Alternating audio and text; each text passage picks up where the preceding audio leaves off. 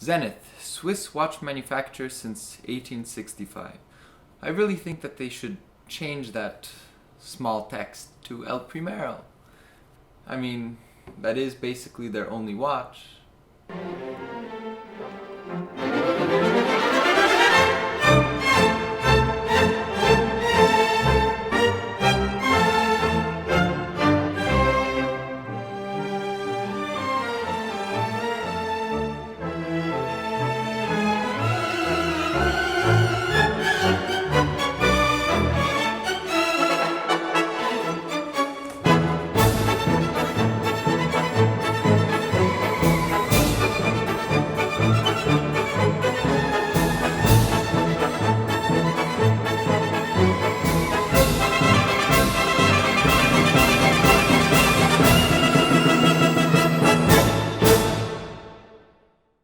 So the Zenith catalog arrived very quickly, and it's a nice little catalog. You get, soft cover, which isn't anything special, but we have this sort of raised ink outlining a Zenith Defy El Primero, which is nice. You get this fairly special format for watch catalogs, and it works. It's a nice catalog, it's easy to see all the movements, and there's no problem there. It isn't really a coffee table catalog, but it is certainly not bad. The pages are sort of more of a matte texture compared to the luster of a Lange catalog. They're quite a bit thinner than the Lange catalog pages, which is becoming my standard for comparing all the different catalogs to. You get plenty of close-up macro images, so that's nice. And all in all, it's not too shabby an effort from Zenith. Now, onto the contents. Inside, this catalog starts with the history of Zenith, all the notable details in their history, which I'm not going to go through. And then we immediately move on to the contents.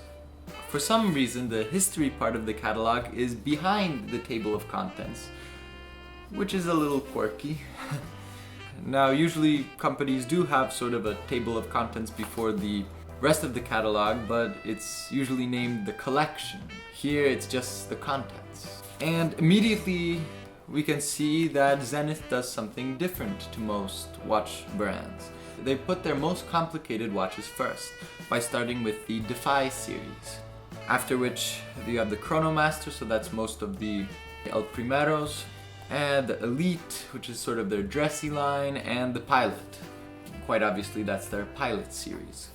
What's a bit interesting about the Defy is that they do have a nice little introduction to the Defy series and what it represents and all. And it talks about all the different 100th of a second chronograph El Primero, the Defy 0G, which is quite complicated and interesting. It's an interesting take on a tourbillon style watch, even though it's not a tourbillon. And it also talks about the Defy Lab, the world's most accurate watch. Now, for some reason, they don't have a single photo of that Defy Lab in this catalog. At least not one that I can see. Which is interesting because the Defy Lab is quite a special looking watch, and it's a bit of a shame that they don't have it in here. And then you get the Defy El Primeros with that second balance spring vibrating at 100 vibrations per second, which I find really good. Now, most people don't find this useful, but I do some competitive swimming. And in swimming, just like pretty much all sports that measure the time it takes for you to go a certain distance in a certain way, you do need the precision of 1/100th of a second, not accuracy. Accuracy is different, yeah. Remember my chemistry.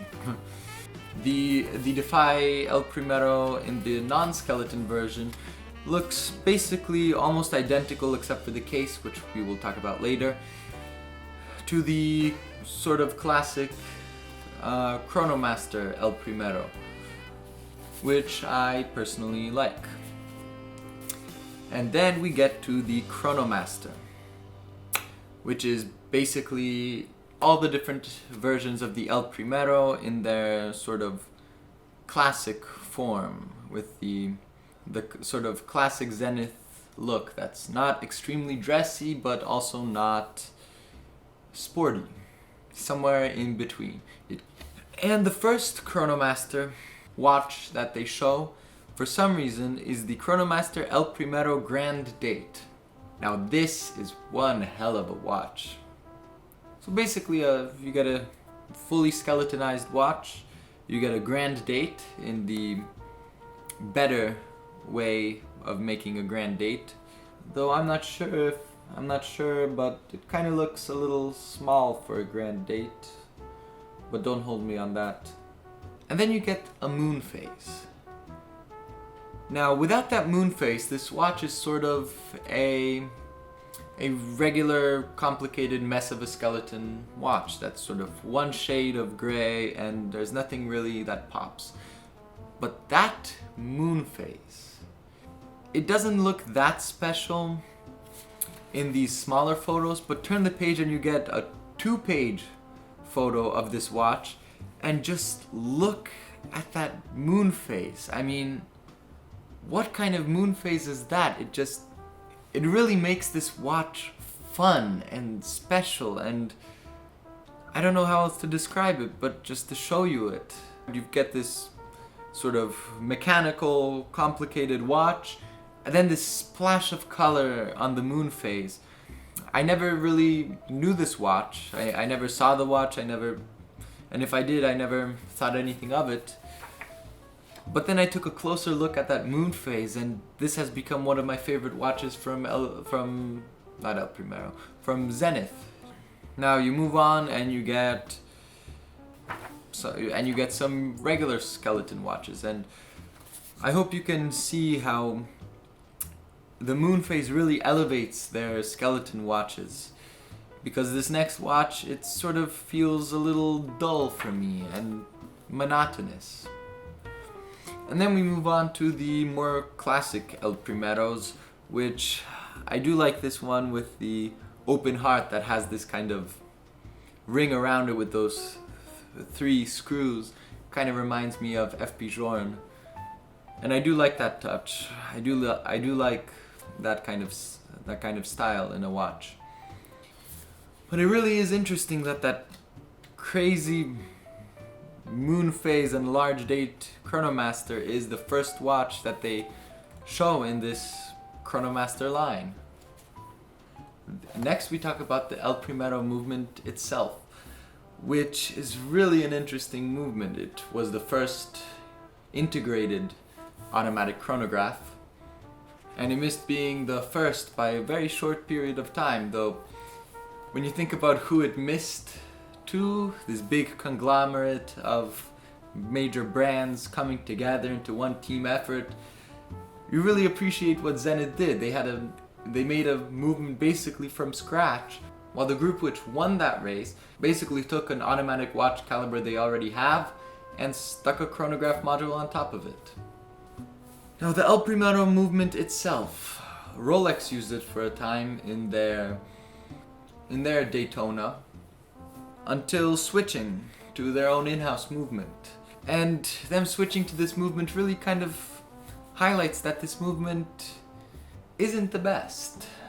It's a pain to service because the chronograph is integrated and you basically have to take everything off to get to simple components. It has a low power reserve because it beats at 10 beats per second.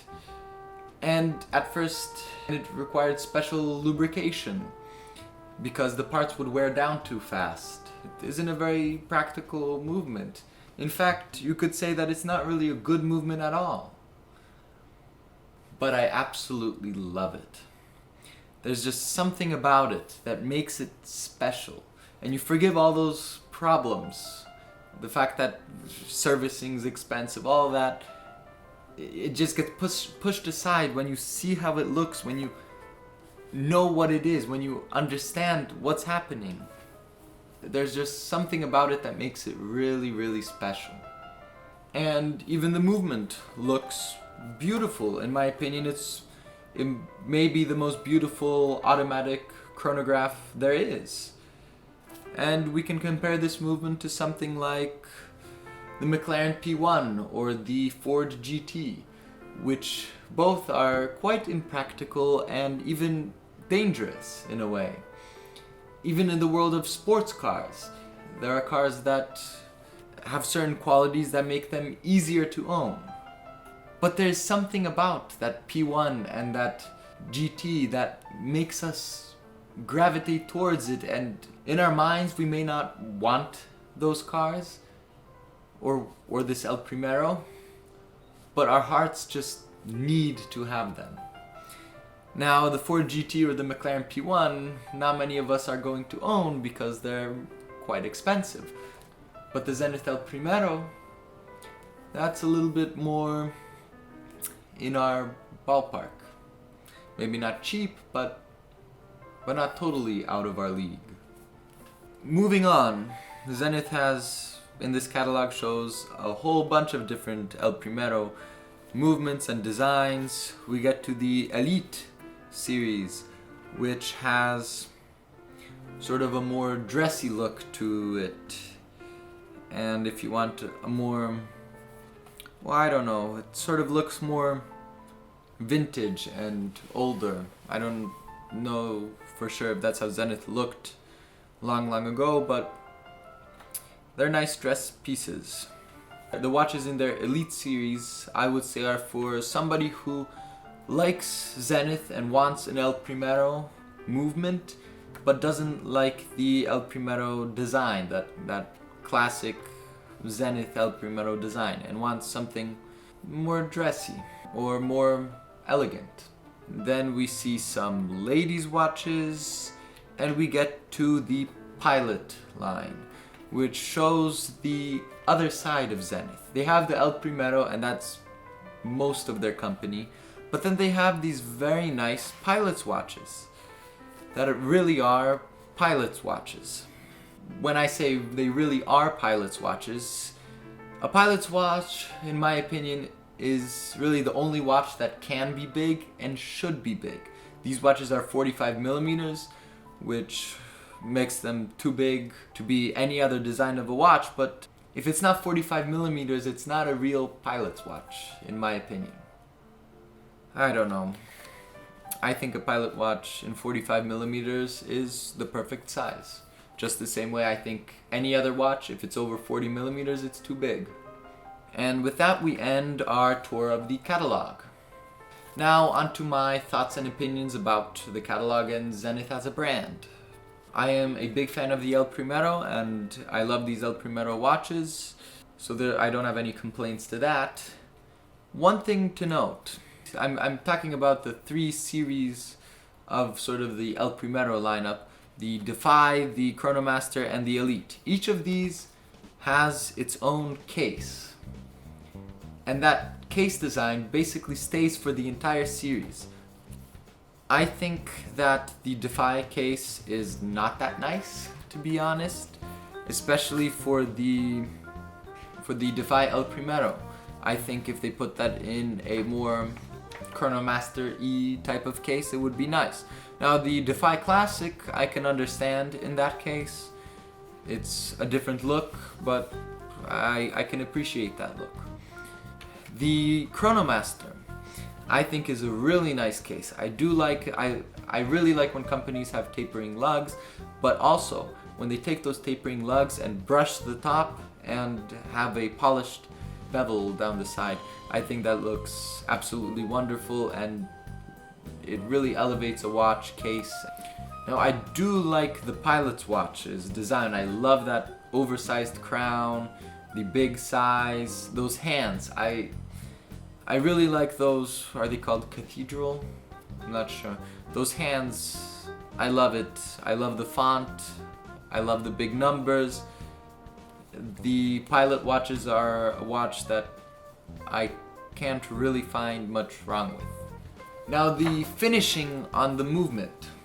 I tend to like watch companies that have incredible finishing on the movements for the price and great value.